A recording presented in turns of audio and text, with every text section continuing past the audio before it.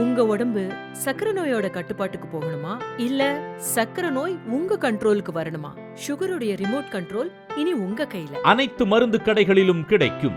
வியாழன் அன்று இது 37 வியாழக்கிழமை நாம் சந்தித்திருக்கிறோம். வழக்கம் போல் ஊடக நண்பர்களை தயாராவரம் தோட்டம் வரவேற்கிறது. அது மட்டுமல்ல, அத்தோட்டத்தில் வசிக்கும் நான் உங்களை பாசத்தோடு வரவேற்கிறேன்.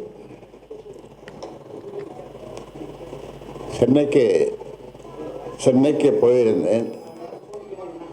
பல்வெளி காரணமாக காட்டுவதற்கு எங்கே போனாலும் ஊடக நண்பர்கள் துரத்துட்டாங்க. ஆனால் நல்லாவே இருந்தது. உங்கள் மேலே அன்பு ஐயா, உங்கள் மேலே அன்பு அன்பு அன்பு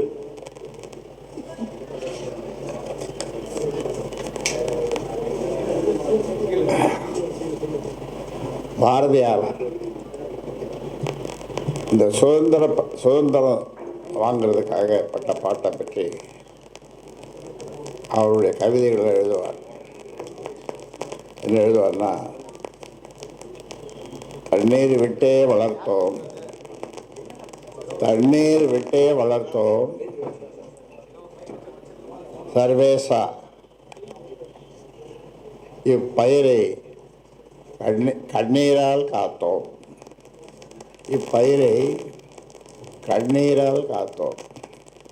தண்ணீர் விட்டே வளர்த்தோம் சர்வேசா இப்பயிரை கண்ணீரால் காத்தோம். கருக திருவுளமோ என்றால் அது கருகி போய் அழியறதுக்கு நீங்கள் நினைக்கிறீங்களா? கடவுளை பார்த்து சொல்கிறார் சர்வேசம். எண்ணமெல்லாம் நெய்யாக, எண்ணம் நாம் நினைப்பது எண்ணமெல்லாம் நெய்யாக எம் உயிரினுள் வளர்ந்த என்னுடைய உயிரினுள் வளர்ந்த வண்ண விளக்குது அந்த வடிய திருவுளமோ, அது வடிஞ்சு போகிறதுக்கு ஆசைப்படுறீங்களா? திருவுளமோ அப்படி நடக்குமா அப்படின்னு உருக்கமாக அந்த பாடல் போகுது. நீங்கள்லாம் படிச்சிருப்பீங்க பாரதியார் பாடலில். ஆக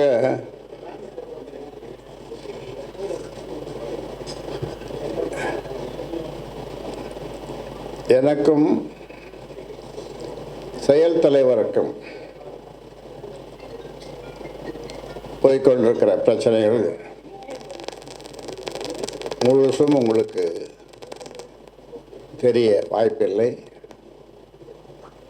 ஆனால் போலீஸ்காரர்களை காவல்துறை தான் சொல்லுவாங்க, காற்று போகாத இடத்துக்கெல்லாம் காவல்துறை போகும்னு. காற்று அதே மாதிரி தான். நீங்கள் சளைச்சவங்க அல்ல ஊடகம். அதிலும் இன்றைய நவீன ஊடகம் எங்கேயோ போயிட்டுருக்கு. அதுக்கு முன்னாடி ஊடக நண்பர்கள், நான் சொல்கிறது 40 வருஷத்துக்கு முன்னால் உட்காந்து எல்லாம் எழுதுவாங்க. நான் நிறுத்தி சொல்லுவேன், அது எழுதுகிற காலம். இதெல்லாம் பார்த்தீங்கன்னா நீட்டாக தூக்கிட்டு வரீங்க, கேமரா அது இது கைபேசி, நீங்கள் பாருங்கள் எத்தனை இது இருக்கு. ஆக சிறந்த ஆளுமைகள் உள்ள 2 பேருடைய சமரச பேச்சுவார்த்தை. அவர்கள் இங்கே வந்தார்கள், நான் அங்கே போனேன், பேசிக்கொண்டிருக்கிறோம். ஆனால் கடைசியில் டிராவில் முடிஞ்சு போச்சு. ஒரு முடிவுக்கு வரல. இதுக்கு முன்னால் 14 பஞ்சாயத்துகள் நடந்தது. 14 பஞ்சாயத்துகள் என்றால் நான் தொடங்கிய 34 அமைப்புகள்,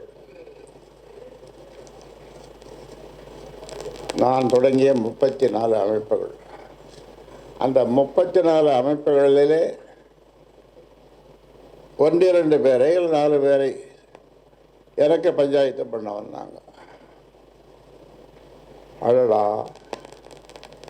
இதுதான் தலைவிதி என்பதோ என்று எண்ணிக்கொண்டு அதையும் ஏற்றுக்கொண்டேன். இந்த 14 பஞ்சாயத்துக்காரரும் நான் தொடங்கிய 34 அமைப்புகளில் இருந்து வந்த 14 பஞ்சாயத்துக்காரர்களும் என்ன அதிசயம், ஒரே விதமான தீர்ப்பையே சொன்னார்கள்.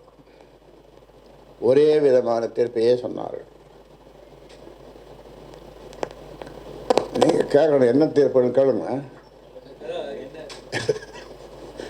என்ன தீர்ப்பு என்றால், நான்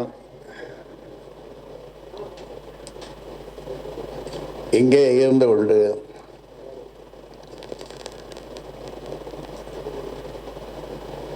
கட்சியை வளர்ப்பது, அவர் வெளியிலே போய் மக்களை பார்த்து கட்சியை வளர்ப்பது, அவர் மக்களை பார்ப்பது என்ற தீர்ப்பு தான்.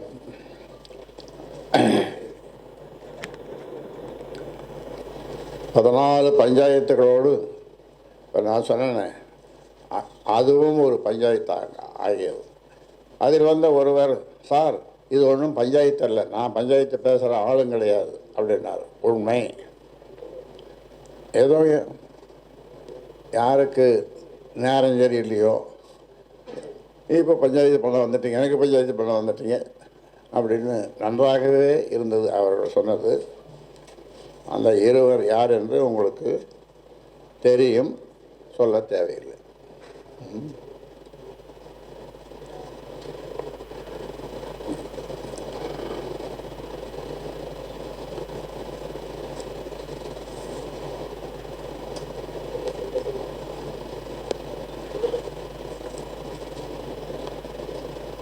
அன்புமணிக்கு தலைவர் பதவியை விட்டுத்தர தயார் என கூறினேன்.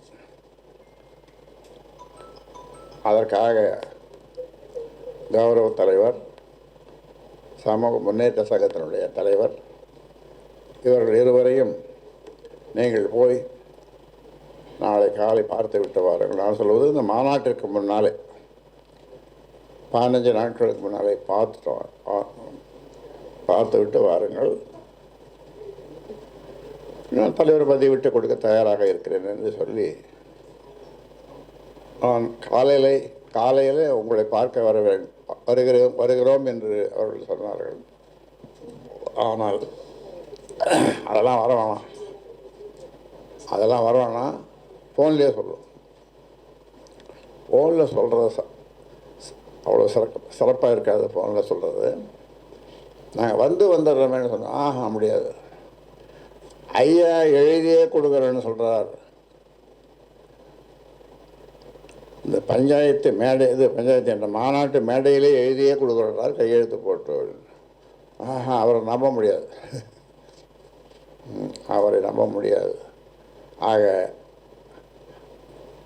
நான் தயாராக இருந்தோம். அப்படி நடந்தது.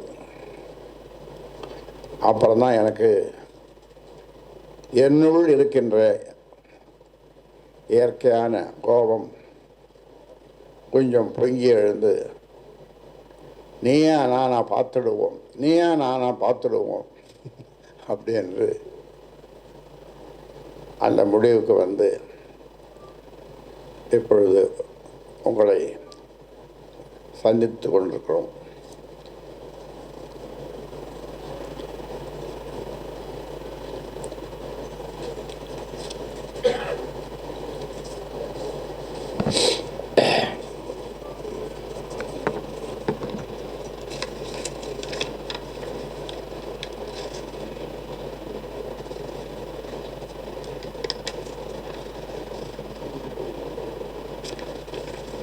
அது மட்டுமல்ல, எல்லாம் எனக்கே வேண்டும் இந்த ராமதாஸ் ஒன்று ஒருத்தன் இருக்கானே, அவன் பேரை தானே பின்னால் போட்டுக்கிறோம். அவனுக்கு என்ன தான் கொடுக்குறதுன்னு கேட்கும்போது, ஓ இந்த நிறுவனர் ராமதாஸா, அவருக்கு கேட்ட சாதிட்டு உள்ள கொள்ளு பேரன் பேத்திகளோடு விளையாடிட்டோம், கொஞ்சம் விளையாடிட்டோம் என்று சொல்ல கேட்டு நான் கேட்ட சாத்திட்டு என் உயிருள்ள வரை இருக்க முடியாது. ஏனென்றால் நான் அப்படி பழகி போனேன். என்னை பார்ப்பதற்கு வருகிறவர்கள் அப்பாயின்மெண்ட்டு, நாளைக்கு வரேன் நாளைக்கு வரணும், யார் வந்தாலும் பார்ப்பேன். நேற்று மட்டும் எத்தனை பேரை பார்த்தோம் தலைமை செயலர் சொல்லுங்கள்? 800. முந்தானால 800, நேற்று 300 பேர். இப்படி அவமானம் வந்திருப்பாங்க. அப்பாயின்மெண்ட்டும் கிடையாது. ஃபோனில் பேசுகிறனாலும் எடுப்பேன், இந்த தலைவலி தலைவலி நானே எடுப்பேன், நானே பேசுவேன். அதுக்காக தான் இது, வேறு யாரும் தொடக்கூடாது. இப்படியெல்லாம் மக்களோடு நான் 46 வருடங்களாக பழகி வருகிறேன். அவர்கள் என்னை உயிராக நினைக்கிறார்கள். நான் அவர்களை உயிருக்கும் மேலாக அவர்களை தெய்வங்களாக, என்னுடைய பாட்டாளி சொந்தங்களை நான் நினைக்கிறேன். அவர்கள் என்னை குலதெய்வம் என்று நினைக்கிறார்கள், சொல்லுகிறார்கள். நான் அதற்கும் மேலே ஒரு படி போய் அவர்களை என்னுடைய வழிகாட்டிகளாக, தொண்டர்களாக அல்ல, வழிகாட்டிகளாக, என்னோடு ஒன்றிணைந்த அந்த உயிர்களை நான் நேசிப்பதை வார்த்தையாலே சொல்ல முடியாது.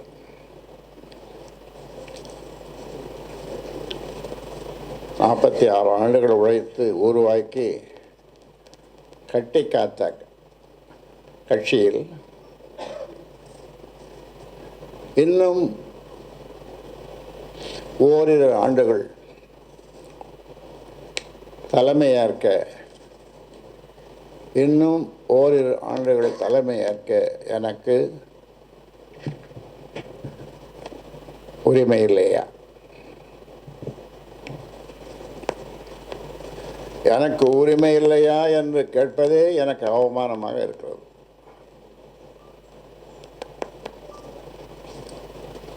ஒவ்வொரு செங்கல்லாக பார்த்து, ஒவ்வொரு செங்கல்லாக பார்த்து பார்த்து கட்டிய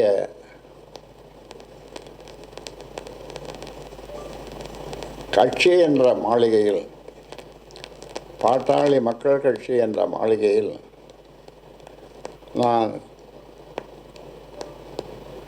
குடியமர்த்தியவரே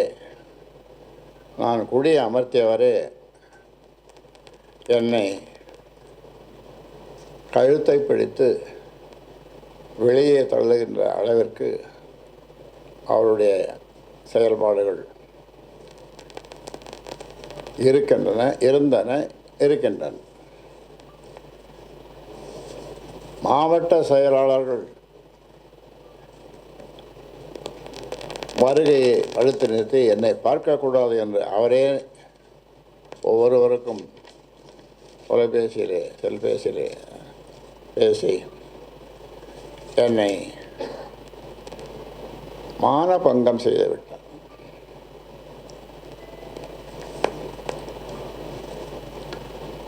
அன்று அமைதி காத்திருந்தால் அதிகாரம் தானாக அன்புமணிக்கு வந்திருக்கும். அன்று அமைதி காத்திருந்தால் அன்புமணிக்கு அதிகாரம் தானாக வந்திருக்கும். ஒவ்வொருவருக்கும் மாவட்ட செயலாளருக்கும் காலை 3 மணிக்கு, அதிகாலை 3 மணி வரை தொலைபேசியில் பேசி போகாதே தப்பி தவறி 8 பேர் வந்தாங்க. மீதி பேரெல்லாம் நிறுத்திட்டார். என்ன நடக்குதுன்னு அவங்க புரியாமல் புதிராக நின்றுட்டாங்க. ஒத்து போயிருந்தால் மாவட்ட செயலாளர்கள் எதுக்கு கூட்டுறோம்?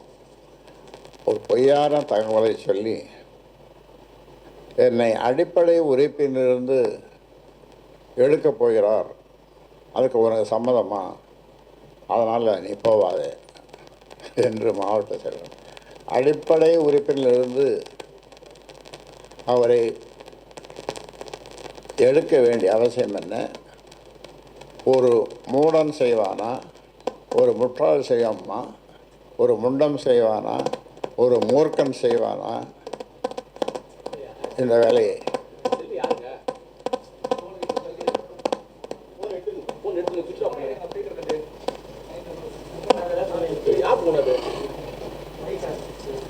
அதனால் அந்த மாதிரி ஒரு நிகழ்ச்சி இல்லாமல் ஒத்துப்போயிருந்தால் ஓரிரு ஆண்டுகளில் உனக்கு முடிசூட்டு விழா நானே முன்னின்று நடத்தியிருப்பேன். 3 ஆண்டுகளுக்கு முன்னாலே முடிசூட்டு விழா நடந்தது. அப்பொழுதுதான் அவர் தலைவரானார். ஆனந்த கண்ணீர் விட்டேன். அப்பொழுது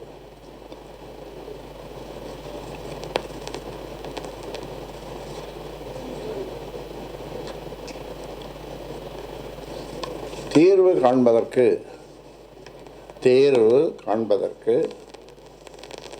தாரக மந்திரங்கள் என்று சொல்வார்களே, அந்த மந்திரம் ஒன்று, தந்தை சொல் மிக்க மந்திரமில்லை.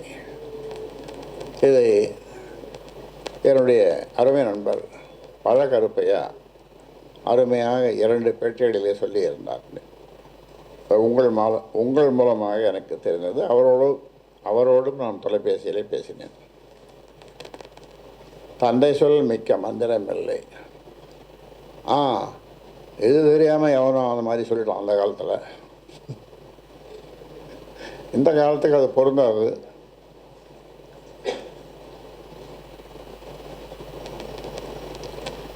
தந்தைக்கு பிறகே தனையன்,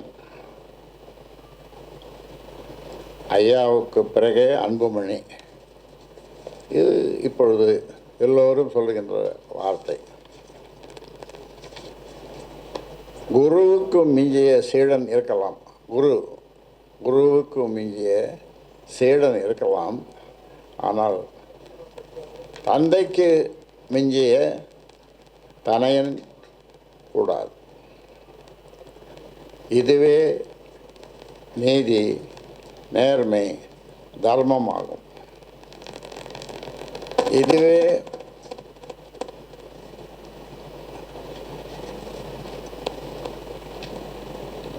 உலகியல் நேதியும் ஆகும். இதுவே சாஸ்திர சம்பிரதாயமும் ஆகும்.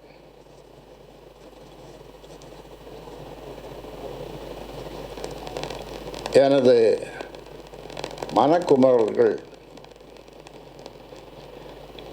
என்னை எங்கள் குலசாமி என்று சொல்லிக்கொண்டே என் நெஞ்சு கொலைகளில் குத்துகின்றார்கள். என்னை குலசாமி என்று சொல்லிக்கொண்டே என் நெஞ்சு கொலைகளில் குத்துகின்றார்கள். எங்களுக்கு எல்லாம் ஐயாதான் என்று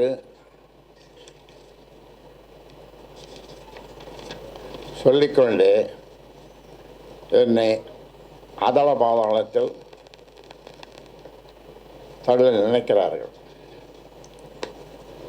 அனைத்தும் ஐயாதான் என்று சொல்லிக்கொண்டே என்னை அவமானப்படுத்துகிறார்கள். ஐயாவின் புகழை பெருமையை பேசுவதே எங்கள் நோக்கம் என்று சொல்லிக்கொண்டே சிறுமைப்படுத்துகிறார்கள். ஐயாவின் லட்சியமே எங்கள் லட்சியம் என்று சொல்லிக்கொண்டே என்னையே இலக்காக்கி குறிவைத்து தாக்குகின்றனர்.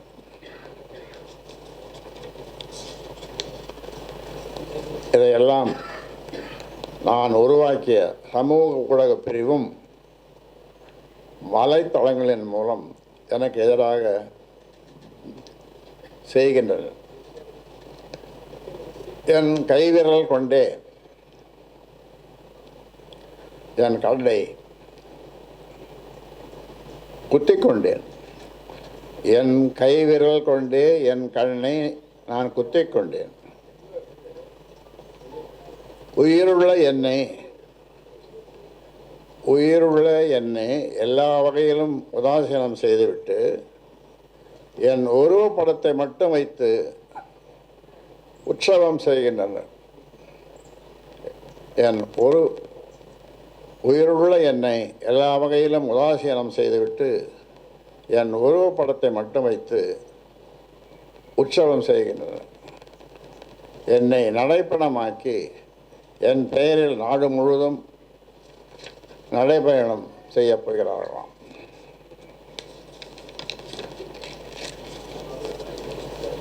இது எல்லாமே நாடகம். அதில் ஒவ்வொருவரும் நடிகர்களே.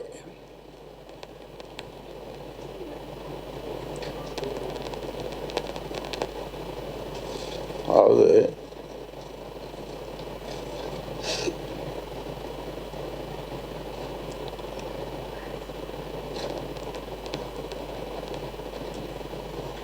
ஏழு வருஷத்துக்கு முன்னாலே பிரதமர் மோடி பதவியேற்பாளருக்கு நான் டெல்லி போயிருந்தேன். கௌரவ தலைவர் ஜி.கே. மணி, அன்புமணி, நாங்கள் 3 பேரும் அந்த விழாவுக்கு சென்றோம். அதன் பிறகு அங்கிருந்து அவர் தங்கியிருந்த அவர் வீட்டிலிருந்து கிளம்பி வரும்பொழுது, அதாவது 6-7 வருஷம் இருக்கும், அவர் சொன்ன வார்த்தை, அப்பா நான் இந்த கட்சியை பார்த்துக்கிறேன், அப்பா நான் இந்த கட்சியை பார்த்துக்கிறேன் அப்படின்னு. எனக்கு ஒன்றும் புரியல. விமானத்தில் ஏறினோம். அவர் அந்த இருக்கையில் பின்னாலே அவர் உட்கார்ந்தார். அவர் என்ன நினைத்தாரோ தெரியவில்லை. நான் ஏதும் பேசவில்லை. அப்பா நான் தப்பாக சொல்லியிருந்தால் என்னை மன்னிச்சிடுங்க அப்படின்னார். எதையும் தவறாக சொல்லியிருந்தாலும் என்னை மன்னித்து விடும். அப்பொழுது 2 சொட்டு கண்ணீர் உட்கார்ந்து கொண்டு விட்டேன். அது அந்த ஃப்ளைட்டில் விழுந்தது. அப்புறம் அங்கிருந்து மீனம் பார்க்க வந்தோம். அங்கிருந்து வண்டியை எடுத்துக்கொண்டு எதுவும் பேசாமல் அயலாபுரம் வந்தேன். இது நடந்தது 6-7 வருஷம் இருக்கும். இப்போ இல்லை, அப்போது பதவி ஏற்பு நடந்தது நம்முடைய பிரதமருக்கு. ஆக அப்போவே அவருக்கு அந்த மாதிரி ஒரு எண்ணம் இருந்திருக்கிறது.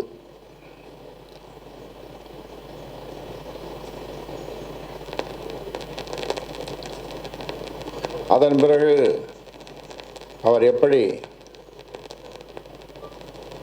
தலைவரானார் என்பதை உங்களுக்கு சிலருக்கு தெரியும், சிலருக்கு தெரியாது. ஒரு நாள் ஒரு மனசு சங்கடமாக இருந்தது. எங்கே யாரையும் பார்க்காத எங்கேயாவது ஒரு இடத்துல போய் 8 நாள் இருக்கலாம் என்று கல்டான் ஹோட்டல், அந்த மகாபலிபுரம் அந்த ரோட்டில் இருக்கிற கல்டான் ஒரு ஹோட்டல், ஒரு ஜெகத் ரஷனுடைய ஹோட்டல், அதில் போய் தங்கியிருந்தேன். இதை எப்படியோ தெரிந்து கொண்ட சௌமியா அங்கே வந்தது. மாமா என்றது, ஏமா என்று. இன்றைக்கு புதன்கிழமை, அடுத்த புதன்கிழமை நாள் நல்லா இருக்கிறது. மண்டபம் பார்த்து விட்டேன். தலைவரை மாற்றி விடலாம்.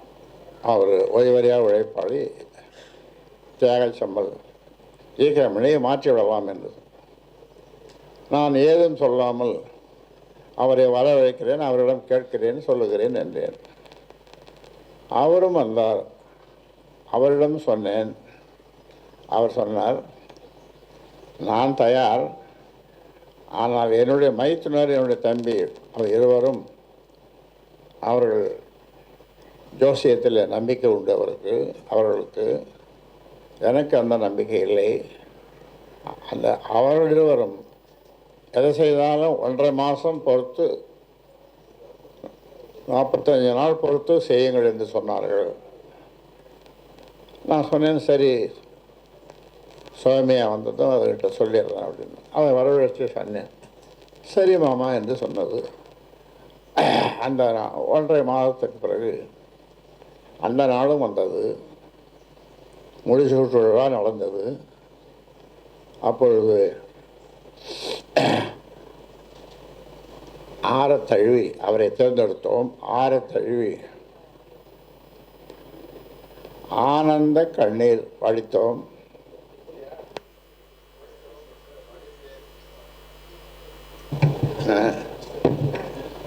ஆனந்த கண்ணீர் வடித்தேன். அப்பொழுது நான் பேசும்பொழுது சொன்னேன், என் குடும்பத்தைச் சேர்ந்த பெண்கள் யாரும் கட்சி நிகழ்ச்சிக்கோ மற்ற நிகழ்ச்சிக்கோ கட்சி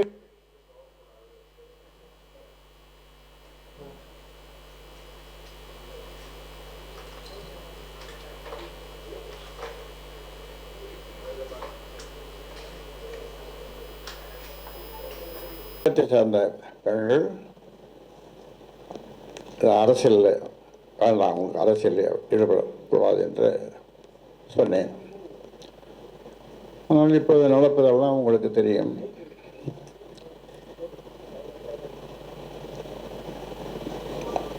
கோயில் கோயிலாக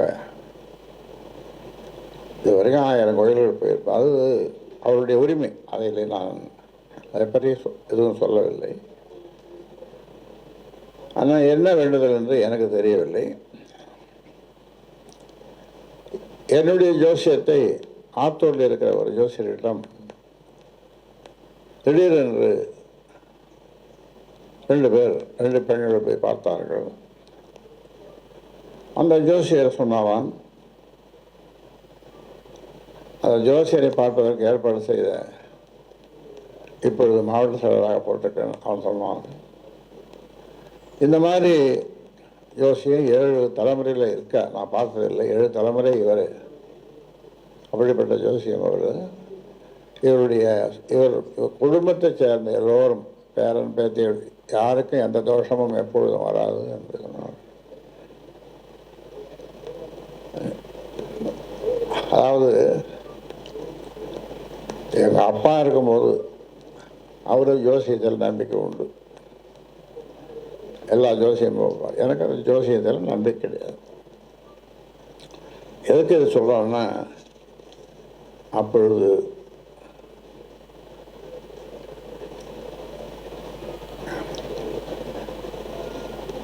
என்ன நட்சத்திரம் நம்ம ஏகமூர்த்தி பேரன், என்னுடைய குழந்தை பேரன். எனக்கு அவன் அந்த பையனை குழந்தைக்கும் ஒரே ஜோசியம், ஒரே ஜாதகமாக, என்னமோ சொல்கிறாங்க நட்சத்திரமாக. அது சரி, அது போட்டோம். இப்போ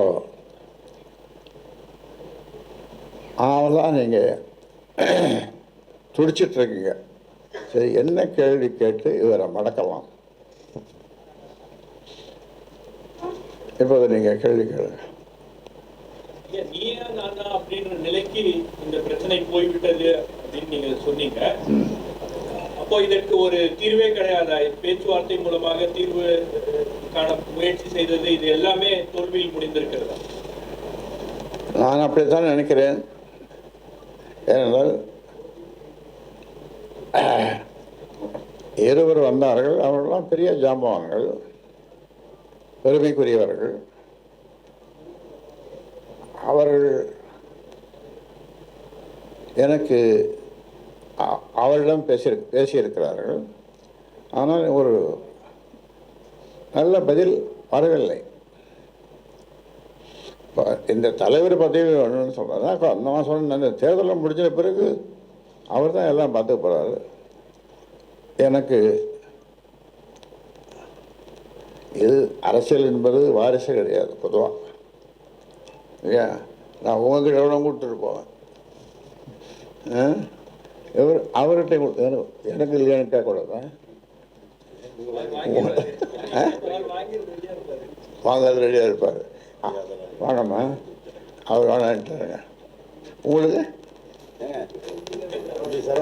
உங்களுக்கு உங்களுக்கு வேணுமா? வேணுமா?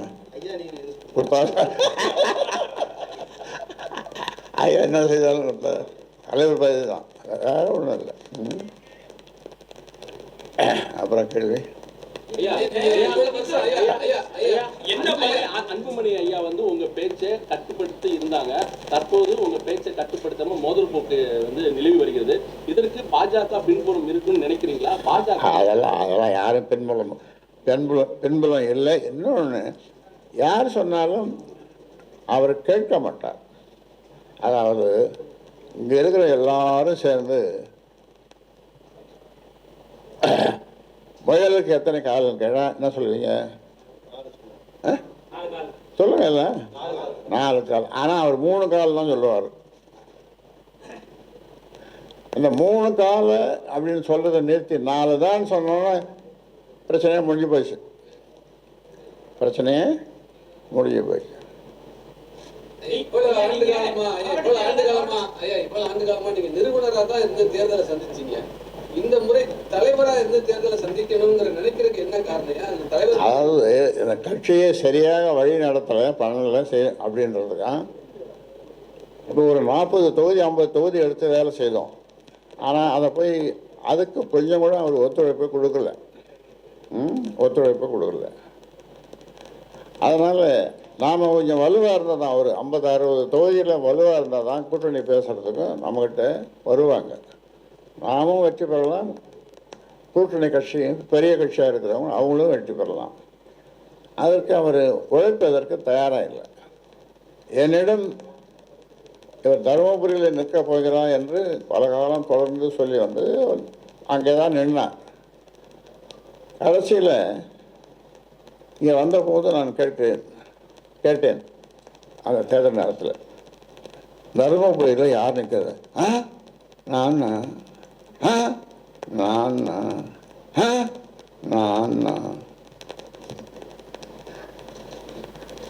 அப்புறம் பார்த்தா காலையில் அங்கே ஒரு கோஷம், பாரத் மாதாக்கு ஏன்னு அங்கே நீங்கள் கூடாரம் போட்டுக்குத அந்த இடத்துல கோஷம் எனக்கு இருந்தது. என்னடா இது?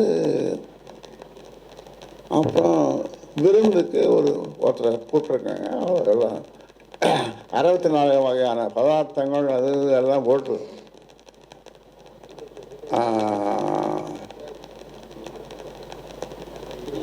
அவருக்கு சாப்பாடு டிஃபன் கொடுத்தாங்க. அதுவும் எனக்கு தெரியாது.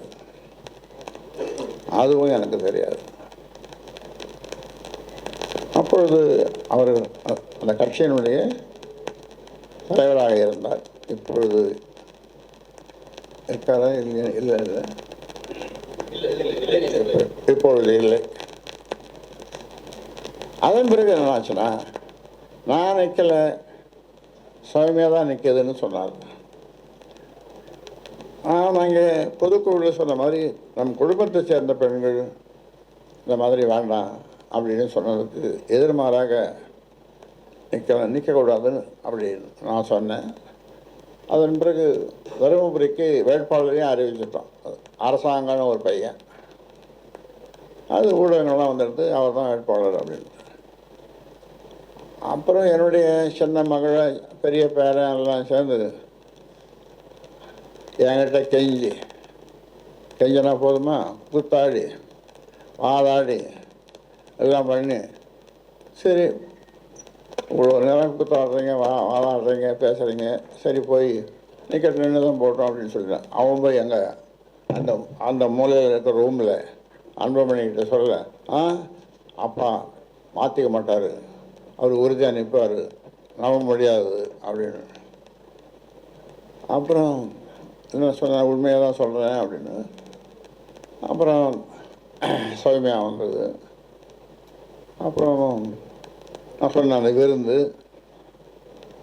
அப்புறம் பேசி என்னை கையெழுத்து போட வைத்தார்கள். நான் தான் கையெழுத்து போட்டேன்.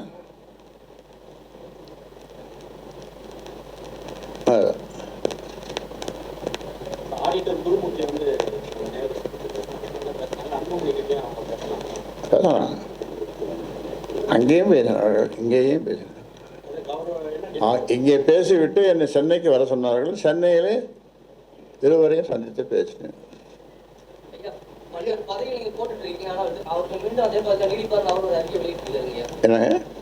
பல்வேறு பதவி கட்சியில தொழிலாளர் பதவி அப்புறம் மாவட்ட செயலர் நீங்க போட்டுருக்கீங்க, ஆனா மீண்டும் அவர் அந்த பதவி நீடிப்பார் அவர் அறிக்கை வெளியிட்டு.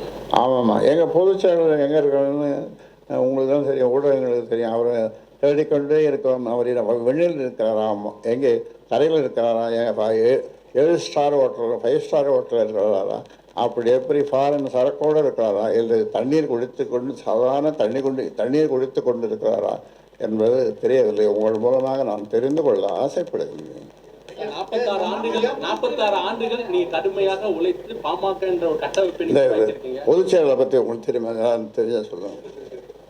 இப்படி நான் சொல்கிறது ஒரு கேள்வி. 7 ஸ்டார் ஹோட்டல் 5 ஸ்டார் ஹோட்டலில் நல்ல ஃபாரின் சரக்காக வாங்கி கொடுத்து தண்ணி அடிச்சுங்கிறாரு. கலத்தி சென்று பணமாவது தண்ணி அதெல்லாம் கொடுக்கும். இங்கே என்ன சொன்னார் இப்போ பொதுச் செயலாளர், நான் துணிமணிலாம் அங்கே தேனி மாவட்டம் தான் ஒரு சொந்த ஊர், அங்கே வச்சுட்டு வந்துட்டேன். இங்கே இவர் தங்கியிருக்கிறது ஒரு அறை ஒன்று கொடுத்துருக்கேன் அங்கே பின்னால், இவருக்காகவே ஒரு ரூம். அதில் கதவு இல்லைன்னார். அப்புறம் கதவு உடனே போட சொன்னோம். திரும்பி வருவார்னு பார்த்தா அப்புறம் இந்த மாதிரி கேள்விப்படுறோம். அவர் மிதந்து கொண்டே இருக்கிறார் என்று கேள்விதான். எவ்வளோ தூரம் உண்மை என்னன்னு தெரியாது எனக்கு. 46 ஆண்டுகள் நீங்க கடுமையாக உழைத்து பாமக ஒரு கட்டமைப்பை உருவாக்கி இருக்கீங்க. இப்போ உங்க மோதல் காரணம் 96,000 கிராமங்கள், 96,000 கிராமங்களுக்கு என் காது. மோதல் காரணமா தொண்டர்கள் சோர்வடைந்து அந்த கட்டமைப்பு உடைகின்ற ஒரு சூழ்நிலை உருவாகிட்டு அது கிடையாது. ஏன்னா எப்பொழுதும் தொண்டர்கள் கிடையாது, அவங்க மக்களுக்கு தொண்டு செய்கிறவர்கள்.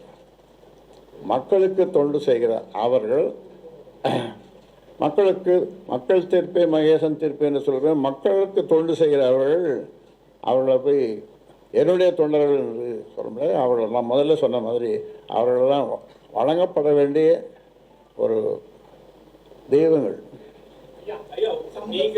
சமூக நீதி பேரவை தலைவர் வந்து பால் வந்து நீக்கிறீங்க, அன்புமணி தொடர்பாக சொல்லியிருக்காரு. அது மேல நீங்க வந்து கோபம் இருக்கிறவர் வந்து நீங்க வழக்கறிஞரா, அவரு வந்து அந்த பதவிக்கு லாயற்றவர், வழக்கறிஞர் இருக்கிறதே வந்து தகுதியற்றவர் அப்படின்னு சொல்லியிருக்காரு. உங்களுடைய கருத்து யார் சொல்றது? அன்புமணி ராமதாஸ் வந்து பேசியிருக்காரு.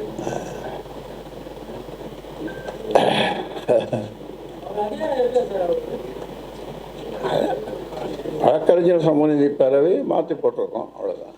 ஏன்னா இவர் சரியில்லை என்பதனாலே அவரை மாற்றி போட்டிருக்கிறோம். ஏன்னா ஒருத்தரே இருக்கணும்னு அவசியம் கிடையாது, அதனால் வந்து மாற்றோம். 22 ஆண்டு காலம் வந்து கேபால் வந்து பல வழக்குகளை பாமக தொடர்ந்திருக்காரு, பல வழக்குகளை வெற்றிகளையும் பெற்றுக் கொடுத்திருக்காரு. அவரை மாற்றுறதுக்கான அவசியம் இல்லை. இதுக்கு முன்னாலேயும் பாட்டாளி மக்கள் கட்சிக்கு இந்த வழக்கறிஞர் சமூக நீதி பேரவை இருந்தாங்க. அவங்க இவரை விட திறமையானவர்கள். ஆனால் இப்போ நம்ம கட்சியில் வேற கட்சிக்கு போயிட்டாங்க. ஆனால் இன்றைக்கி என் மேலே பாசமாக இருக்கிறாங்க. ஒரே விஷயம் ஐயா, தொடர்ந்து இருக்கிற இந்த 1 மாசத்தோட குழப்பம் ஐயா தெளிவா என்ன சொல்றீங்க? அன்புமணிக்கும் உங்க தொண்டர்களுக்கும் சொல்ல வேண்டிய கருத்து, 2026 அப்புறம் உங்களுக்கு அந்த பதவி கொடுக்குறேன்ப்பா ஐயா என்ன சொல்லுவாரு கோரிக்கை சொன்னீங்கன்னா நீங்கள் சொல்கிற மாதிரியே இந்த தேர்தல் முடிந்த பிறகு எல்லாமே அவர் வாரி போயிட்டோம். அது வரைக்கும் நீங்கள் தான் தலைவர்னு சொல்றீங்க. அது வரைக்கும் நான் தான் தலைவர். அதாவது இதை நிறுவிய நான் ஒரு தலைவர் பதவி தான். வேறு நான் கூட்டணி சேர்ந்து அதில் கூட்டணி மந்திரி சபையில் போய் மந்திரியாக அந்த சீட்டு அந்த மாதிரி எப்பொழுதும் எந்த காலத்துலேயும் சத்தியமாக அமைச்சர் பதவிக்கு அரசியல் அந்த மாதிரி இதுக்கும் நான் போக மாட்டேன். தலைவர் பதவி ஏன்னா அது இவருடைய நடத்தையினால, அதாவது நிர்வாக குழு கூட்டத்தை கூட்டினேன். அந்த நிர்வாக குழு கூட்டத்தில் பகிரங்கமாக சொன்னேன். ஒருவர் லேசாக இவரை விமர்சித்தார். 19 பேர் மொத்தம் நிர்வாக குழு. ஒருவர் இவரை லேசாக விமர்சித்தார். அது நல்ல விமர்சனம். அப்பொழுது அவர் பாய்ந்தார். அவர் துப்பாக்கி இருந்தால் சுட்டிருப்பார் அவரை அந்த அளவுக்கு பாய்ந்தார். அப்புறம் மற்றவங்களாம் கருத்து சொன்ன ஒன்றும் இல்லைட்டாங்க, பயந்து எல்லாம் யாரும். அதோடு இந்த நிர்வாக குழு உறுப்பினர்கள் நான் சொல்லி நீ இப்படி சொல்லு இப்படி பேசு அப்படின்னு நான் சொல்லி அவர் கூட வந்திருக்காங்கன்னு அது வேறு சொன்னார். அப்போ தான் நான் சொன்னேன், நம்முடைய தலைவருக்கு தலைமை பண்புகள் இல்லை, லீடர்ஷிப் குவாலிட்டிஸ் என்று சொல்வார்கள், அது இல்லை என்று பகிரங்கமாக சொன்னேன். அந்த நிர்வாக குழு உறுப்பினர்கள் கேட்டாலே சொல்லுவார்கள். அதனால் அதுவும் ஒரு காரணம். யாரிடமும் தொலைபேசியில் பேச மாட்டார், பார்க்க முடியாது. இப்போ தான் கூவி அழைக்கிறார், வாங்க பிரியாணி சாப்பிட்டுட்டு போங்க, ஆமாம் களைப்பாக இருக்கிறீங்க, தண்ணி குடிங்க, ஒரு ஃபோன் நம்பர் உங்களுக்கு கொடுக்குறேன், அந்த ஃபோன் நம்பரில் என்னோட கதையுங்கள். ஐயா, உங்க கூட இருக்கிற அன்பழகன் பணம் வாங்கிட்டு தான் மாவட்ட செயலர் புதிய நிர்வாகிகள் போடுறாங்கன்னு அன்பழகன் மீதையும் ஜிகே மணி மீது கடுமையான குற்றச்சாட்டை வச்சிருக்காங்க. அது உண்மைதானா?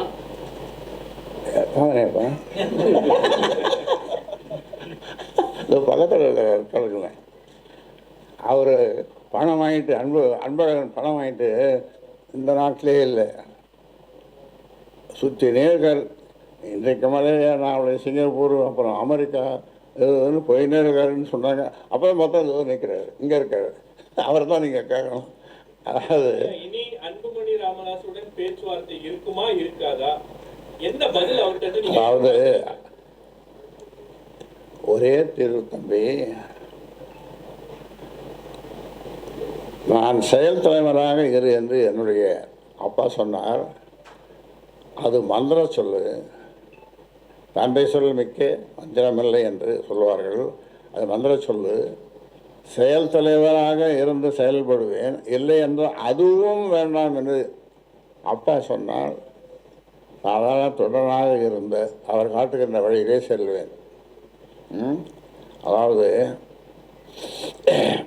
இந்த இதிகாசம் புராணங்களில் உங்களுக்கு நம்பிக்கை இருக்கா இருக்குது இல்லையா? உங்களுக்கு நம்பிக்கை இருக்குதா? இருக்குது. அந்த ராமாயணம் படிச்சிருப்பீங்க நீங்கள், கம்பராமாயணம் படிச்சிருக்க மாட்டீங்க, டிவியில் பார்த்துருக்கேன். அதில் ராமனை காட்டுக்கு போக சொல்லி எத்தனை வருஷம்? 14 வருஷம். யார் சொன்னது? தசரத சக்கரவர்த்தி தந்தை 14 வருஷம் போவார். அப்போ ராமனுடைய முகத்தை கம்பர் வர்ணிக்கிறார். எப்படி வர்ணிக்கிறார்? அன்றலர்ந்த தாமரை போல். என்ன அர்த்தம்? ஆமாம், அன்றலர்ந்து இன்றைக்கு மலர்ந்த தாமரை போல் அவர் முகம் இருந்ததுதான். 14 வருஷம் வனவாசமே காட்டுக்கு போய் அப்புறம் எல்லாமே நடந்த ராமாயணம் உங்களுக்கு தெரியும். இது ஒரு உதாரணம். இந்த பேச்சுவார்த்தை சரிப்பட்டு வரல அப்படின்னா என்ன தீர்வு? நீங்க திரு அன்புமணி அவர்களை கட்சி அடிப்படை உறுப்பினர்கள் நீக்க? அது நீக்க மாட்டேன், அது செய்ய மாட்டேன், அது செய்ய மாட்டேன். தலைவர் மாற்றப்பட்டாருன்னு சொல்லி தேர்தல் ஆணையத்துக்கு தகவலோ அல்லது கடிதமோ கொடுத்துருக்கீங்க. தலைவர் மாற்றப்பட்டிருக்காருன்னு சொல்லி முறைப்படி தேர்தல் ஆணையத்தில் அந்த தகவலை சொல்லணும். ஆமாம், அதெல்லாம் ஒரு சடங்கு அதை செய்யத்தான் ஆகணும். நாங்கள் ஒன்றும் இப்போ இந்த சிக்கல் போய் கொண்டதுனால இதுக்கு ஏதாவது தீர்வு இருக்கு. இதுக்கு ஏதாவது ஒரு தீர்வு, நல்ல தீர்வு அது இது முடிந்து விடும் என்ற ஒரு நம்பிக்கையினாலே அதை கொடுக்கல. பாமக நிறுவனர் அவர்களுக்கு நிர்வாகிகளை நீக்க அதிகாரம் கிடையாது, தலைவராகிய எனக்கு தான் அந்த உரிமை இருக்குது, அதனால் நீங்க நீக்கப்பட்டவர்கள் அனைவருமே வந்து பதவியில் நீடிக்கலான்றாங்க. நிர்வாகத்தில் யாருக்கு அதிகாரம் இருக்கிறது? அது நான் தான் சொல்லிட்டேன். நான் நிறுவனர் தலைவர் சொல்லியாச்சு. இப்போ ஓட்டு போடுற மக்கள், வாக்களிக்கிற மக்கள், அது 18 வயசோ அல்லது 90 வயசோ அதுக்கு மேலேயோ எல்லாம் என் பக்கம்தான் இருக்கிறாங்க. எல்லோரும் நீங்கள் எங்கேயாவது போய் கேட்டு பாருங்கள், ஒரு கிராமத்துக்குள்ளே போய் இதை சொல்லி பாருங்கள். அதை எனக்கு ஒன்றும் பிரச்சனை இல்லை. எனக்கு மக்கள் தான் முக்கியம், நாடு தான் முக்கியம். இந்த நாட்டு மக்களுக்காக பாட்டாளி மக்கள் கட்சி ஒரு சாதிக்கான கட்சி இல்லை.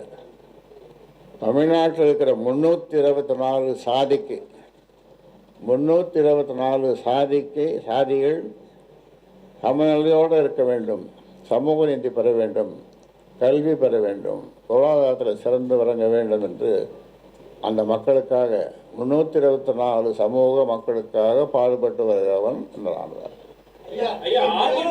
அதிமுக பேச்சுவார்த்தை கூட இந்த மாதிரி பிரச்சனை நடக்கும்போது திரு குருமூர்த்தி அவர்கள் தான் போனாரு. அந்த கட்சி நாளா உடைஞ்சிருச்சு. இப்ப அந்த மாதிரி ஒரு சூழல் பாமகவுக்கு வந்துருமோ அப்படின்ற பயம் உங்கள் தொண்டர்கள் மத்தியில இருக்கு, மக்கள் மத்தியிலும் இருக்கு. உங்களுடைய நல்லெண்ணம் என்ன சொல்லுங்க போகும். நல்ல கேள்வி. அவர் பதில் சொல்லுவாரு, உங்ககிட்ட கேட்கற நல்ல கேள்வி என்ன?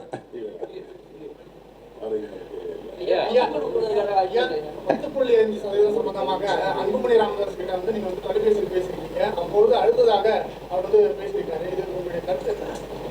அதுக்காக அழணும், அதுக்காக என்கிட்ட நான் போய் தான் 1/2 மணி நேரத்துக்கு மேலே கோட்டையெல்லாம் ஒரு வகுப்பே நடத்தினேன்.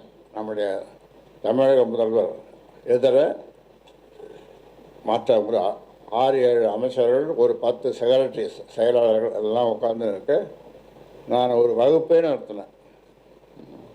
சமூக நீதியை பற்றியும் சாதிவாரி கணக்கெடுப்பு பற்றியும் அதே மாதிரி 10.5 பற்றியும். இப்போ இந்த கூட்டணி பேச்சுவார்த்தை இந்த விஷயங்கள்லாம் இப்ப தொடங்கிறோம். இப்ப இந்த பிரச்சனை இருக்கிறதுனால யார்கிட்ட பேசுறது அப்படின்ற ஒரு குழப்பம் வந்து கூட்டணி கட்சி உங்களை அணுகக்கூடிய தலைவர்களுக்கு இருக்கும். யார்கிட்ட பேசுறது? பாமக பாட்டாளி மக்கள் கட்சியோடு கூட்டணி வைத்துக் கொள்ள வேண்டும் என்று விரும்புகின்ற கட்சிகள், அவர்களுக்கு தெரியும், நல்லது கெட்டது எல்லாம் தெரியும். அதனால் அவர்கள் முடிவு செய்வார்கள். பாமக பொதுக்குழு நடந்து 3 வருடத்துல பதவிக்காலம் வந்து நீடிக்கிறோம். அப்படி பார்க்கும்போது பாமக பொதுக்குழுவில் தேர்ந்தெடுக்கப்பட்ட பதவி இல்லை, இன்னும் 3 வருஷம் அவருடைய பதவி முடிஞ்சிடுது. ஒரு தலைவர் என்பது 3 வருஷம் தான், அது முடிஞ்சிடுது. மறுபடியும் ஒரு பொதுக்குழு கூடி தேர்ந்தெடுக்கும். தலைவர் அன்புமணின்றது இப்போ காப்பந்தா இருக்காரு. அந்த பொதுக்குழு பதவிக்காலம் முடிந்த பிறகு தலைவர் பதவின்றது இப்போ காப்பந்தில் தான் இருக்காரு. மறுபடியும் ஒரு பொதுக்குழு கூட்டணும், கூட்டி அது முடியும்.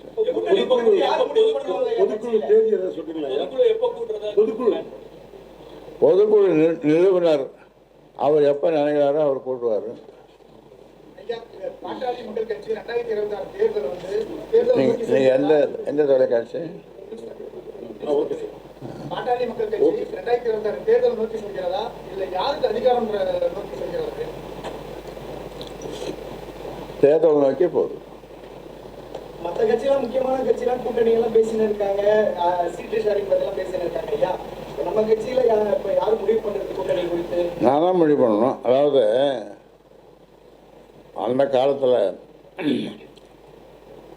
திமுகவோட கூட்டணி ஒரு காலத்தில், அப்போ 6 மாதத்துக்கு முன்னாலே போய் கலைஞரை சந்திப்போம். தொகுதி உடன்போடு அவரு கையெழுத்து போடுவோம், நானும் கையெழுத்து, எனக்கு ஒரு தாள் கொடுப்பாரு. கீழே 10 இருப்பாங்க. நான் என்ன பேசுறீங்க? நாங்கள் ஒன்றும் பேசல, சும்மா அவரை பார்க்கறதுக்காக தானே சொல்லுவோம். ஆனால் அப்போ கையெழுத்து போட்டுருவோம். 6 மாதத்துக்கு முன்னாலேயே கையெழுத்து போட்டுருவோம். அதன் பிறகு தான் அதை வெளியிடுவோம். அந்த தேர்தலில் அது வருஷம் தேர்தலில் 6 எம்பி தொகுதியில் போட்டிக்கிட்டோம். கூட்டணியில் 6 எம்பி தொகுதியில் போட்டிக்கிட்டோம்.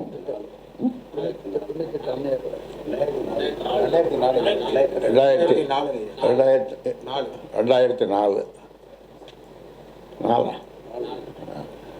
அப்போ 6 தொகுதியில் போட்டிருந்தோம்.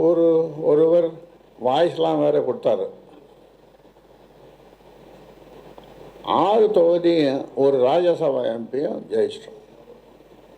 எல்லாமே 100 விழுக்காட்டுக்கு மேலே.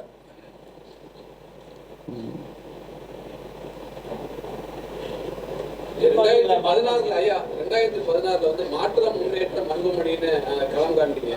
அதுல உங்களுக்கு உடன்பாடு இருந்துச்சு ஐயா? தனியா நிற்கிறதுலையோ அவரை முன்னிலைப்படுத்துறதுலையோ அது உடன்பாடு இருந்துச்சு?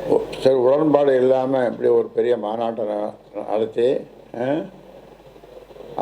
அதை நாங்கள் வெளியிட்டோம். அங்கே பிரம்மாண்டமான சேலத்தில் மாற்றம் முன்னேற்றம் அன்புமணி. சார், இப்போ நீங்க ஒரு நிறுவனராகவும் இருக்கீங்க, தலைவராக இருக்கீங்க. அப்படி பார்க்கும்போது இளைஞரணி தலைவர் எப்போது நியமிக்கப்படுவார்? நீங்க என்ன திட்டத்தில் இருக்கீங்க? என்ன? எனக்கு ஜோசியத்தில் நம்பிக்கை கிடையாது. ஏன்னா ஒரு நல்ல ஜோசியராக சொல்லணும். நம்பிக்கை இருக்கு. நீங்க அப்பா? எனக்கு நம்பிக்கை இல்லை. ஆனால் என்னதான் ஜோசியரை சொல்கிறத கேட்கறதுக்கு நீங்கள் ஒரு நல்ல ஜோசியரை சொன்னீங்கன்னா நான் என்ன சொல்லுவேன். இந்தியாவிலே ஒரு மூத்த அரசியல் தலைவர், தமிழகத்திலும் வந்து உங்களை வந்து நிறைய பேர் மதிக்கிறாங்க. பெரிய அளவுல நீங்க எடுக்கக்கூடிய முடிவுகள் எல்லாம் எதிர்நோக்கி இருக்காங்க. அப்படி இருக்கக்கூடிய ஒரு சூழல்ல நீங்க ஒரு டஃப் நெகோசியேட்டர் அப்படின்வாங்க. எந்த பேச்சுவார்த்தை இருந்தாலும் ஒரு டஃபா பேசுவாரு, தனக்கு வேண்டியதை அவர் பெற்றுக்கொள்வார். உங்களுடைய இம்ப்ரெஷன்? உள்ளொன்று வைத்து புறமொன்று பேசுவோர் உறவு கலவாமை வேண்டும். என்ன அப்படின்னா? இல்லை அப்படின்னா என்ன? அதை முதல்ல சொல்லுவாங்க. அவரோடு உறவு கலவாமை வேண்டும். எனக்கு அப்படி பேச தெரியாது. அப்படி இருக்கக்கூடிய ஒரு சூழல்ல திரு அன்புமணி ராமதாஸோட பேச்சுவார்த்தை நடத்தி டஃபா நெகோசியேட் பண்றதுல இவ்வளவு பிரச்சனை உங்களுக்கு எப்படி வருது? என்ன, எந்த இடத்துல அது டெட்லாக் ஆயிருக்கு? எந்த இடத்துல அது சரி வர மாட்டேங்குது? அது காலம் போக போக தெரியும். எல்லாத்துக்கும் ஒரு முடிவு இருக்குல்ல, அது காலம் போக போக தெரியும்.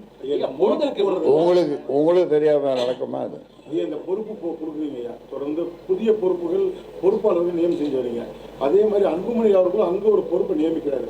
கட்சி தொண்டர்கள் யார் பக்கம் போகணும், என்ன சொல்ல வரீங்க? கட்சி தொண்டர்கள், நான் நியமிக்கிற பொறுப்பாளர்கள், கட்சி தொண்டர்கள், வாக்களிக்கிறவர்கள், வாக்காளர்கள் எல்லாம் என் பக்கம். மோதலுக்கு உண்மையான காரணம் என்ன? பல்வேறு கருத்துக்கள் நிலவி வருகிறது. உங்க 2 பேருக்கான உண்மையான காரணம் என்ன? உண்மையான காரணம் மோதல் உங்களுக்கும் அன்புமணி சாருக்கும் உள்ள மோதலுக்கான காரணங்கள் உண்மையானது என்ன? அதை நான் ஏற்கனவே சொன்ன ஒரு நல்ல ஜோசியரை பேச்சுவார்த்தை நடத்துறதான செய்தி வருது. பாமக வந்து தாவேகா கூட்டணி பேச்சுவார்த்தை தமிழக வெற்றிக்கு நடிகர் விஜய் கட்சியான தமிழக வெற்றி கழகத்தோட இது வரைக்கும் இல்லை. அது அதிகாரப்பூர்வ பேச்சுவார்த்தையா? இல்லை, இதுவரை அது மாதிரி இல்லை. இது வரைக்கும் பேசல. இதுவரை பேசல. அவங்க பேசினா தயாரா இருக்கீங்களா பேசுறதுக்கு? அது மூத்த தலைவர்கள், கட்சியில் மூத்த தலைவர்கள் எல்லாம் கலந்து பேசிதான் அது முடியும். நீங்க என்ன சொல்றீங்க? உங்க விருப்பம், என் விருப்பம். சரியான பேர் சொல்றாரு. பொதுச் செயலாளர் கண்டுபிடிச்சு கொடுக்குறவங்களுக்கு ஒரு 100 ரூபா கொடுக்குறாங்க பரிசு. அதிகமா பரவா? ரொம்ப ரொம்ப கம்மியா? ஃபாரின் பார்க்கலாம் வாங்கிக்கிறோம். அதான் குடிக்கக்கூடாதுன்னு சொல்கிறேன். படிக்கணும்னு சொன்னாங்க குழந்தைகள்னு சொல்கிறேன். சமூக நீதி, இடஒதுக்கீடு, பெண் உரிமைக்காக பல போராட்டங்கள் நடத்திருக்கீங்க. குடும்பத்தில் இருக்க பெண்கள் அரசியலுக்கு வரக்கூடாதுங்கிறதுல என்ன காரணம்? அதுக்கான காரணம் இல்லையா? நீங்க பல போராட்டங்கள் பெண் உரிமைக்காக நடத்திருக்கீங்க. குடும்பத்தில் இருக்க பெண் அரசியலுக்கு வரக்கூடாது. சரி, ஒன்று கேட்குறேன். ஜெயலலிதா அப்புறம் எம்ஜிஆர் எம்ஜிஆர் ஃபாலோவராக அந்த அந்த அம்மையார் வந்தாங்க.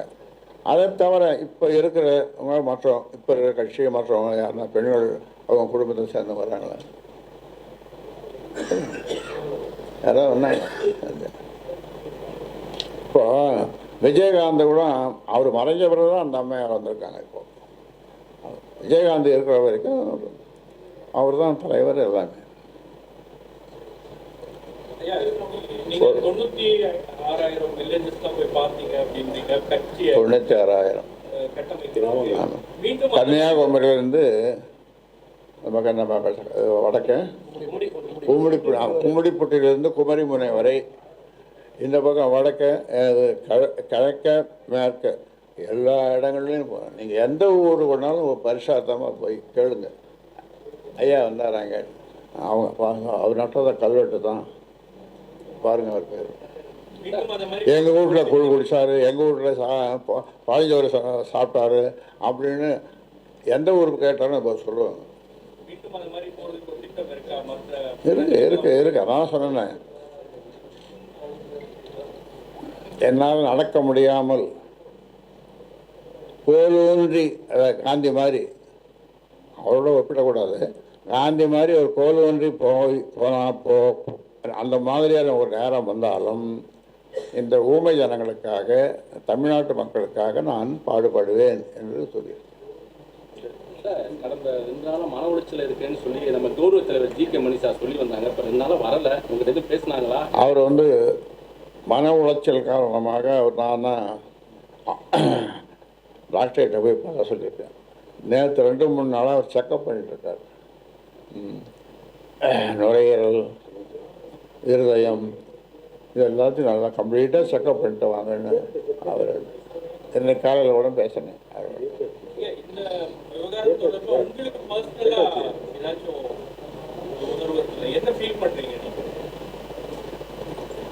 என்ன ஃபீல் பண்ணுவோன்றது நீங்கள் ஒரு ஜோசியராக இல்லை, சாதாரண ஒரு பத்திரிகை நாளாராக சொல்லுங்க பார்ப்போம்.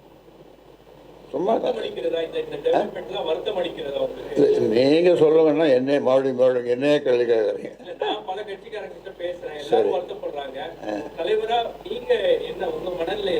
அதாவது எனக்கு வந்த செய்திகள் படி தமிழ்நாட்டில் எல்லா கட்சி தலைமையும் கட்சிக்காரர்களும் ராமதாஸ் எடுத்திருக்கிற முடிவு சரியான முடிவு தான் என்று சொல்லுகிறார்கள். மானசீகமாக அவர்கள் நினைக்கிறார்கள், சொல்லுகிறார்கள், நினைக்கிறார்கள். ஐயா, கடந்த முறை செய்தியாளரை நீங்கள் 2-3 பேர் தான் கேட்குறீங்க, மற்றவங்களாம் கேட்கவே மாட்டேங்க. ஐயா, கடந்த முறை செய்தியாளர் சந்திக்கும் போது எனக்கும் என் கூட இருக்கிறவங்களுக்கும் மிரட்டல் வருகிறது, அடிக்க போறாங்கன்னு சொன்னாங்க. இப்போ அந்த நிலை தொடருதா? எப்படி சார்? அது இந்த சோஷியல் மீடியா, சமூக ஊடகம், அவங்கள கூப்பிட்டுருந்தேன். அப்போது என்ன அவர்களுக்கு சொல்லப்பட்டது என்றால், 6 ஆள் இங்கே வச்சுருக்காங்க, அடிக்க போகிறாங்க அப்படின்னு அவங்களுக்கு தகவல் சொல்ல, அவர் கொஞ்சம் பயத்தோடவே ஒரு 100 பேர் இங்கே வந்துட்டாங்க. இன்னொரு செய்தி, மாவட்ட செயலாளர்கள் யாரும் போகாதீங்க, ஏன்னா நீங்கள் போனீங்கன்னா என்னை அடிப்படை உறுப்பினர்லேருந்து எடுத்துருவார், அதனால் போகாதீங்க அப்படின்னு ஒரு 100 பேருக்கு அவரே ஃபோன் பண்ணி சொன்னதன் பேரில் 100 பேர் வரல, 8 பேர் மட்டும் வந்தாங்க. உங்களுடைய பிறந்த தினத்தினன்று உரிமை மீட்பு பயணம் மேற்கொள்ள போறதா ஒரு தகவல் இருக்கு. உங்களுடைய பிறந்த நாள் அன்னைக்கு அந்த பயணத்தை மேற்கொள்ள போறதா ஒரு தகவல், அதை எப்படி பார்க்குறேன்? நான் எப்படி பார்க்குறது? முன்னாடி போட்டு தான் பார்க்குறேன், கலைஞர் போடாமே பார்க்குறேன். பாமக தொண்டர்களுக்கு நிறுவனர் ஐயா சொல்ல போகிற தகவல் சார், பாமக தொண்டர்களுக்கு இன்க்ளூடிங் அன்புமணி என்ன சொல்ல வரீங்க? கடைசியான முடிவு, பொறுப்புகள் போடப்பட்ட விவரம். என் உயிரினும் மேலான, என் உயிரினும் மேலான, என் உயிரை விட மேலான என் சொந்தங்களே, பாட்டாளி சொந்தங்களே என்று நான் வழக்கமாக சொல்லுவதுண்டு. அதனால் அவர்களை நான் என்னுடைய உயிரை விட மேலாக அவரை மதிக்கிறேன், நேசிக்கிறேன். அவர்கள் நலமாக இருக்க விழைகிறேன். ஒரு சின்ன செய்தி சொல்கிறேன் பாருங்கள், அதுக்கு ஒரு உதாரணம். வந்தவாசி பக்கத்தில் ஒரு கிராமம். அது ஒருத்தர் 45 வயசு இருக்கும். அவர் இந்த தலைவர் இதில் ஃபோன் பண்ணி, ஐயா எனக்கு பிறந்த நாள் நீங்கள் வாழ்த்துங்கன்னார். நான் நலமாக வளமாக துட்டு நலமாக வளமாக மகிழோடு பல்லாண்டு வாழ்க, நோய் நொடி இல்லாமல் 100 ஆண்டு வாழ்க அப்படின்னு வாழ்த்தினேன். அவர் இன்னும் அதை கேட்டு குதிச்சிருப்பார்னு நினைக்கிறேன். உடனே என்ன பண்ணார், அவருடைய நண்பர்கள் சொந்தக்காரர்களுக்கெல்லாம் ஒரு 10 பேருக்கு ஃபோன் பண்ணி, நான் கடவுள்கிட்ட பேசிட்டேன். அந்த 10 பேரும் இவனுக்கு என்னமோ ஆகிப்போச்சு அப்படின்னு மறுநாள் நேற்று அது மாதிரி ஃபோன் பண்ணானே, அவனுக்கு என்ன வேணும், எப்படி இருக்கிறான், எங்கன்னா ஆஸ்பத்திரியில் சேர்த்துருக்காங்களா, அதை என்ன பார்ப்போன்ட்டு எல்லாம் ஃபோன் பண்ணதும் சொல்லி, என்னடா எப்படிடா இருக்கு, நல்லா தான் இருக்கேன், நேற்று இப்படி சொன்னியாடா, ஆமாம் கடவுளோடு பேசுனா ஐயா தான் கடவுள், அவங்க 10 பேருமே எங்களுக்கு அவர் தான் கடவுள், அதை நேற்றே சொல்ல வேண்டியதானே, நீங்கள் கேட்டதானே, இதை கேட்க விடலையே அப்படின்ற மாதிரி. இது ஒரு சின்ன உதாரணம். இவர் ஜோசியர் பார்க்க சொல்லியிருக்கேன். ஒரு ஜோசியர் இவரை தெரியல. ஐயா தொண்டர்களுக்கு சொல்லக்கூடிய அறிவுரைகளும் ஏதாவது சொல்லிட்டீங்கன்னா கடைசியாக என்னுடைய கேளுங்க, நான் தொண்டர்கள்னு சொல்றது அவர்கள் மக்களுக்கு சேவை செய்கிற தொண்டர்கள், புரியுதா? அவர்கள் எப்பொழுதும் தொடர்ந்து இந்த தேர்தல் நேரத்தில் மேலும் மேலும் தொண்டு செய்வார்கள், அவருடைய பிரச்சனைகளுக்காக போராடுவார்கள், வாதாடுவார்கள். இது கடைசி தானே, உறுதிப்படுத்திடலாம். அமித்ஷா அவர்கள் சமீபத்தில் வந்திருந்தாரு. அந்த சமயத்தில் உங்களோட பேச்சுவார்த்தை நடத்தினாரா அல்லது பாஜக தரப்புல இருந்து உங்களோட பேச்சுவார்த்தை? யாரும் கூட்டணிக்கு வர வேண்டும் அப்படிங்கிறது அவருடைய விருப்பமா இருக்கு. யாரும் பேச்சுவார்த்தை நடத்த குருமூர்த்தி அவர்களும் பாஜக சார்பா வரல. பாமக சார்பா நிச்சயமா வரல. குருமூர்த்தி சைத துரைசாமி 2 பேரும் அவங்க தனிப்பட்ட முறையில் இதை எப்படியாவது சரி பண்ணுவோன்னு வந்தாங்க. இங்கே பேசினார்கள், அங்கேயும் வர சொன்னார்கள், அங்கேயும் போனோம், அவரிடமும் போனார்கள், அவரிடமும் பேசினார்கள்.